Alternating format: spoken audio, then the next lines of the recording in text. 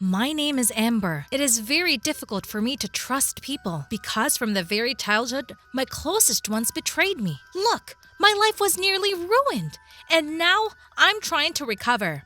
Until the age of 7, I had the usual happy childhood. Mom, dad, and a year younger sister, Beth. We lived outside the city and spent all of our times indoors. But the fact that they loved Beth more than I really messed things up. They never asked how I was, did not regret if I fell off the bike and broke my knee, did not hug or kiss me. But as soon as Beth whimpered, both dad and mom immediately began to worry.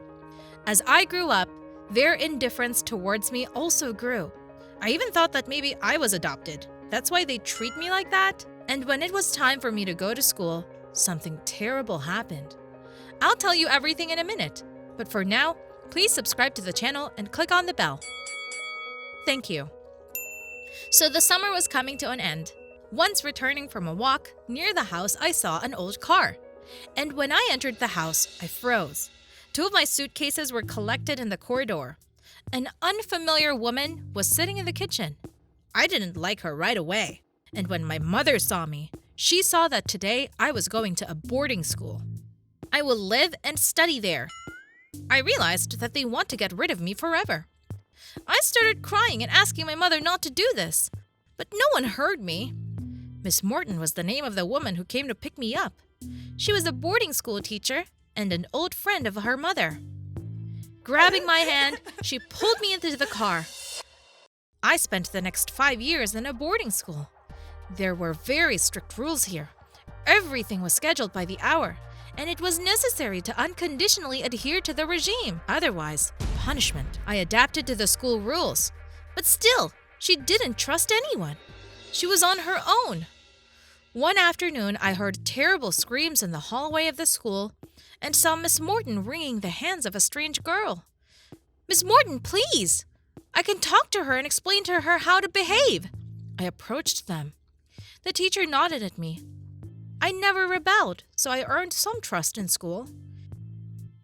She left, and I carefully looked at the girls.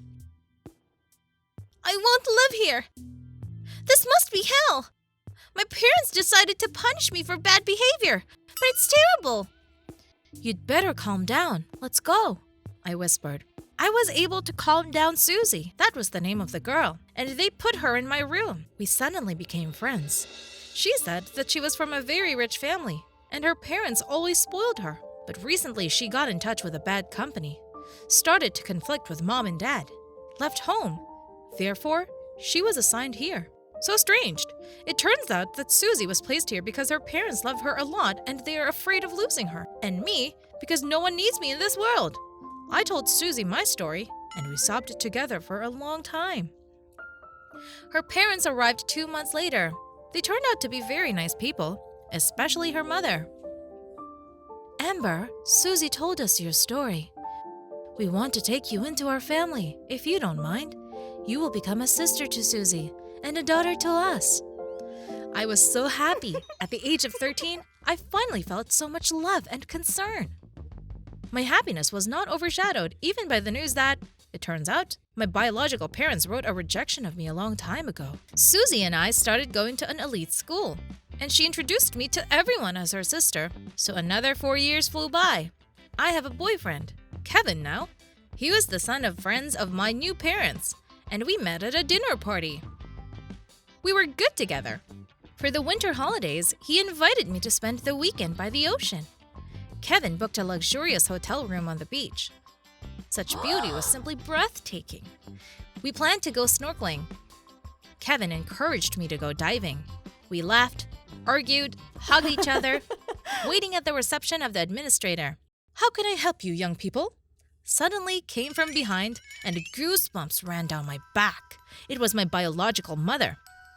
"Hello," as if nothing had happened, she said. I was furious. "How? Where?" Pulling a surprised Kevin into a corner, I whispered, "We need to find another hotel. I don't like it here." But Kevin was nodding his head. There are very few hotels on the island and there were no rooms available when he booked. "Okay. I won't let her spoil my holiday, but I won't talk to her either." We settled in the room.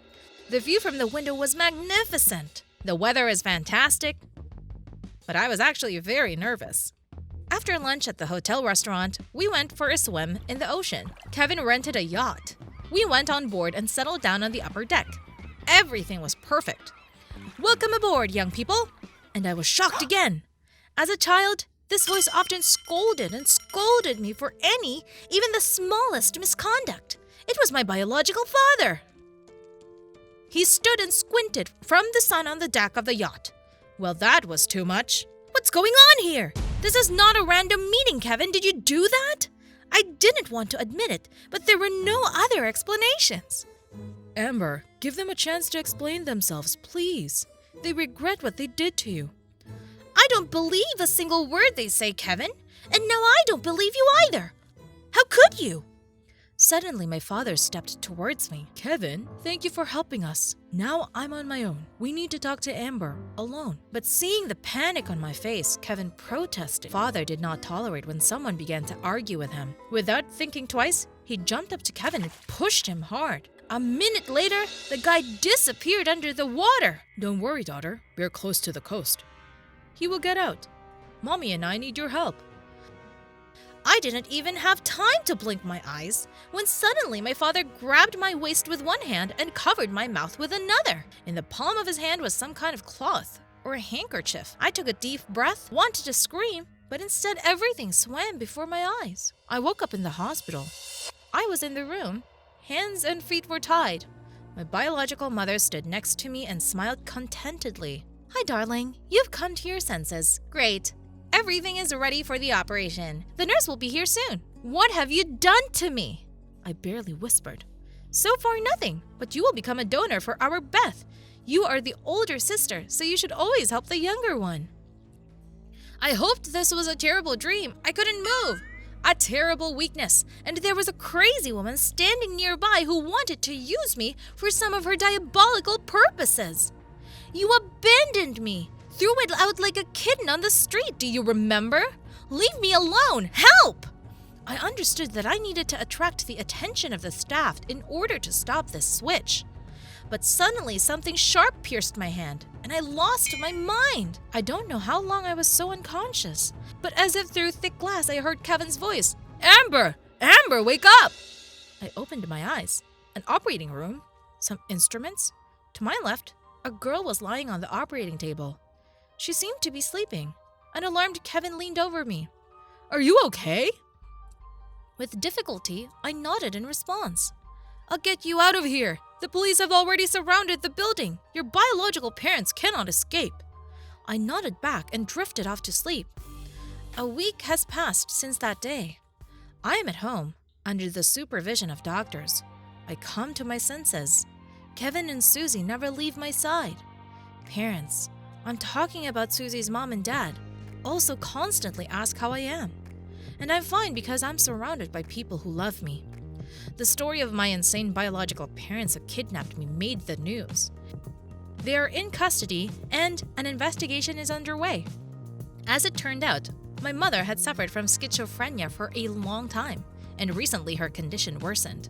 She kept Beth, my little sister, locked up under total control, giving her constant sedatives.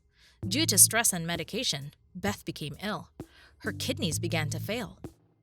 And my mother decided that I would become a donor for her beloved Beth. He and my dad found out where I lived, put me under surveillance, and got Kevin to help them. Of course, they explained to him that they just wanted to talk to me and ask for forgiveness for abandoning me. And they themselves began to implement their crazy plan. There, on the yacht, when Kevin found himself in the water, he was lucky.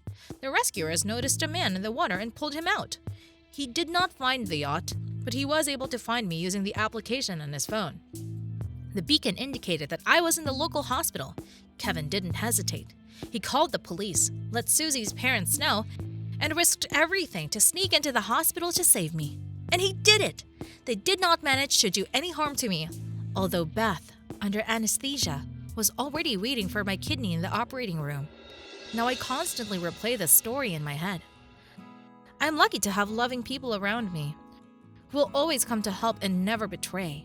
It remains only to learn to trust them, which is very, very difficult for me. But I will try. I hope you liked my story. Thanks for watching to the end. For this, you have a prize. Write in the comments what name would you like to give the heroine in the next story. I will wait.